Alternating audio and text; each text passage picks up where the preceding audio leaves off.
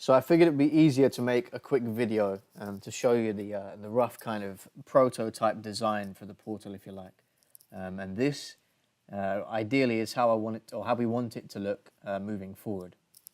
So this first screen here is going to be the kind of home screen of the portal. So when you log into it, this is the screen you're going to be brought to, and you'll notice it looks similar to the Nationwide website.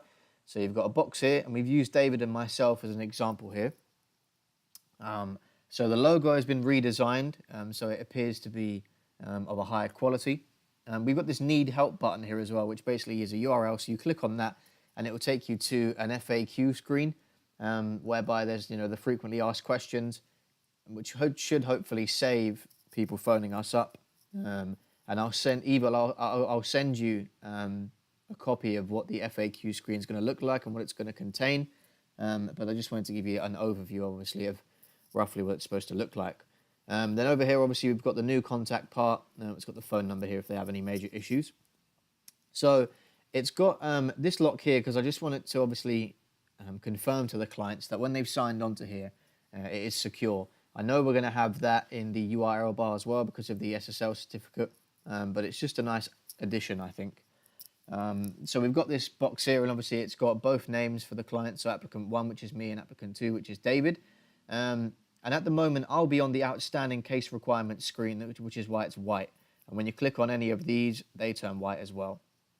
So you sign in, and this is what you're going to be brought to straight away. So it's straight into it, and this is where you can see what's needed and where you can upload the documents. So using these drop downs here, I would click on one of these.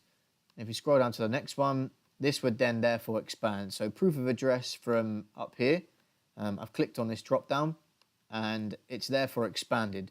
So it shows me, this is roughly how it's going to be labeled when it comes through. And what I would do as a client is I would click on browse. I would then therefore obviously search the directory for what I'm looking for. And then once I've double clicked on that, the name of the document that I've saved it as will appear here. So it will obviously confirm to them what they're uploading.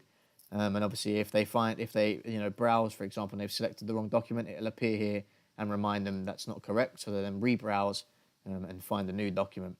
The same, David will do the same, if we're doing this together. He'll then therefore browse, find what he's looking for. And then obviously he'll be given the name of the document from his end. So that's what he's uploading. And then simply, if I was a client, I'd then click upload. And then this whole proof of address disappears, as we spoke about. So it will then therefore, proof of income, full client details form, and proof of ID will move upwards. And proof of address will disappear and will now be in the uploaded documents. So that's generally speaking how we want the outstanding case requirements to work. And, kind of how the main home screen is going to look and the kind of basic functionality of it, if you like.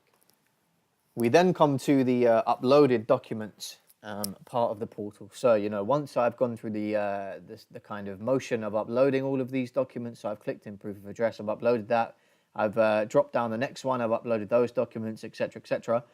A client could then click into uploaded documents, and this is what they would see. So this is the colors that we spoke about, and immediately it stands out to me as a client that obviously there's issues with proof of address and the proof of ID. And there's a key down the left-hand side here too, which obviously details to them that red ideally means still required, the amber means being reviewed, and green means accepted, basically, so the document is fine. Whilst putting this together, I was thinking about, if there is two clients, it could be potentially confusing, whereby if I've uploaded proof of address for me, and David's also uploaded proof of address, if my document was fine, but his wasn't, then we need to try and flag that up to the client without it becoming confusing. So basically, in this instance, what I've done is my document was wrong and David's was fine, as you can see in the next page down. But it flags up when I sign in as being red anyway. So it's not half and half, it's red, and I can see it and David can see it as well. So if we're both sharing this account, I can log in and automatically see, that there's an issue with the proof of address. So I would then, as I did before, click the drop down button, and the proof of address would expand as it did before. So it's therefore expanded, and it's got red for me and green for David. So David's proof of address was fine, but mine was incorrect and it's red. It shows me what the document was that I uploaded, and also gives you a brief description as to why. So obviously on mine, the address is not shown on the document. And I could then therefore say, well, it was when I checked it, etc., etc.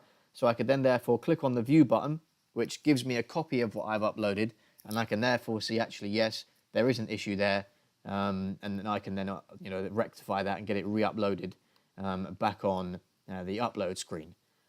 So obviously, yeah, that's generally how it works. So for the ones that are green, it's all fine, exactly the same. You can drop them down and view the documents, not that you would need to. And amber also shows here, obviously, the documents are being reviewed. But the red ones are really the one I want to focus on, because there would be instances whereby one of the client's document is fine and the other isn't. So I've used this as an example. So David's is fine, which is why his has gone green, but mine is incorrect. That's why mine is in red. And as I say, there's a description as to why the document's incorrect here. And I can also then therefore view the document and see what was wrong with it. We then come to the final screen, which will be the document download screen. And similarly to how it works at the moment, you have a list of documents. So I'm obviously still signed in as the client.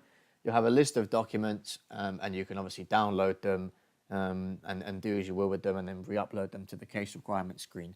So that's pretty much a rundown of how we want it to work and how we want it to look. As I say, this is a kind of general overview and a rough prototype version of what we want the portal to look like. But I think, generally speaking, this layout, if I'm not mistaken, based on what we spoke about, is how we want it to look. As we said, there's a footer in the bottom as well, and there's the upload button here, and it just looks a little bit more polished. It's all in one place. Instead of being a home screen that you come to like it is now, there's 3 different places to go to. It's simply just you sign in, and you're brought straight to this screen, and you do all of your clicking from here, basically. There isn't anywhere else you can go. So yeah, that's generally speaking how we want it to work. And I figured it would be easier to make a video on it, Evo, than sending you loads of footnotes in here, and it may become confusing. So what I'm going to do is I'm going to send you this Word document, and that will be attached in this email, along with the PDF version of this as well.